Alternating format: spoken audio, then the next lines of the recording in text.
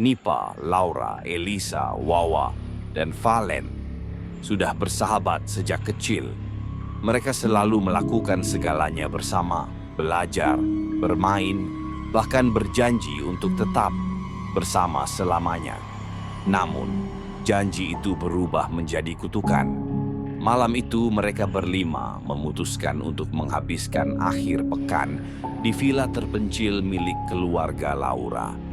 Villa itu terletak di pinggir hutan, jauh dari keramaian kota. Sejak dulu, villa itu jarang digunakan karena katanya pernah ada seseorang yang menghilang di sana. Tentu saja mereka menganggap itu hanya cerita lama. Mereka tertawa, bercanda, dan menikmati malam pertama di sana dengan nyaman. Hingga Elisa menemukan cermin tua di loteng. Coba lihat ini. Elisa menyeret cermin besar yang berdebu ke tengah ruang tamu. Ini kuno banget, kata Wawa sambil mengelap debu dari permukaannya. Laura mengernyit. Aku nggak pernah lihat cermin ini sebelumnya. Aneh. Valent mendekat, menyentuh bingkainya yang diukir dengan pola aneh. Kayaknya ini mahal, kenapa dibiarkan di loteng? Tapi Nipa merasa ada yang tidak beres. Cermin ini kayaknya nggak boleh dipindahkan, gumamnya. Merasa ada hawa dingin yang merayap di tengkuknya. Elisa tertawa. Ah, kamu terlalu banyak nonton film horor. Namun saat mereka berlima berdiri di depan cermin itu, sesuatu terasa janggal. Refleksi mereka terlihat tidak biasa. Mereka berlima ada di sana, tapi ada seseorang lagi di antara mereka. Seseorang yang berwajah kabur, berdiri di tengah, tersenyum. Seketika, listrik di villa padam. Satu persatu menghilang, ruangan menjadi gelap gulita. Elisa, ini nggak lucu, matikan flash HP kamu, seru Wawa panik. Aku nggak nyalain apapun, Elisa berbisik ketakutan. Sebuah suara berbisik di kegelapan. Temukan aku. Lalu, Laura berteriak saat Nipa menyalakan senter HP-nya. Laura sudah tidak ada. Laura, Valent memanggil, suaranya bergetar. Tidak ada jawaban. Yang ada hanya suara langkah kaki. Di atas mereka, di loteng. Dia pasti di atas. Elisa buru-buru naik ke tangga menuju loteng. Elisa, jangan! Nipa mencoba menghentikannya, tapi terlambat. Elisa membuka pintu loteng. Dan di dalamnya Laura berdiri diam, membelakangi mereka. Laura, Wawa maju pelan, tubuhnya gemetar. Laura tidak bergerak. Lalu perlahan, kepalanya menoleh 180 derajat. Mata Laura kosong, mulutnya tersenyum terlalu lebar. Apa yang kalian cari?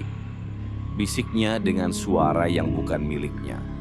Elisa menjerit dan mundur, tapi sesuatu menariknya ke dalam loteng. Pintu tertutup dengan keras. Dan Elisa tidak terdengar lagi. Nipa, Wawa, dan Valen berlari turun dengan napas memburu. Kita harus keluar dari sini, Wawa berteriak. Namun, pintu villa terkunci. Jendela tidak bisa dibuka. HP mereka tanpa sinyal. Lalu, sesuatu menarik perhatian Nipa. Cermin itu. Cermin yang tadi di ruang tamu kini ada di depan mereka. Dan dalam refleksinya, mereka berlima. Padahal sekarang hanya mereka bertiga. Laura dan Elisa ada di dalam cermin. Mata mereka kosong. Bibir mereka bergerak perlahan tanpa suara. Valent menggigil. Mereka masih hidup di sana. Tapi sebelum mereka bisa bereaksi, tangan pucat keluar dari cermin dan menarik Wawa masuk. Wawa, Nipa dan Valent menjerit. Mencoba menariknya tapi terlambat. Wawa terseret ke dalam cermin dan bayangannya menghilang. Sekarang hanya tinggal Nipa dan Valent. Tiba-tiba cermin itu bergetar, lalu memunculkan bayangan lain. Sosok itu mirip dengan mereka. 5 gadis, persis seperti mereka, tapi wajah mereka mengelupas. Apa ini? Nipa mundur ketakutan.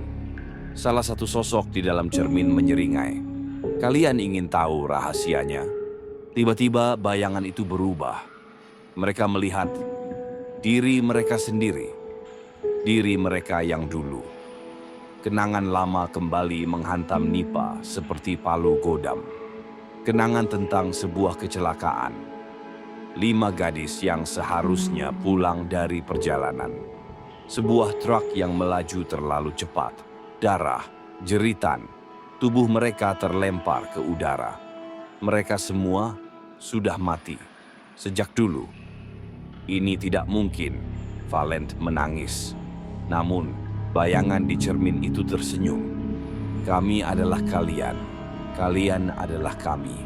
Dan sekarang, sebuah tangan mencengkeram pundak Nipa. Ia berbalik dan melihat Laura, Elisa, dan Wawa berdiri di belakangnya. Kita bisa bersama selamanya, bisik mereka.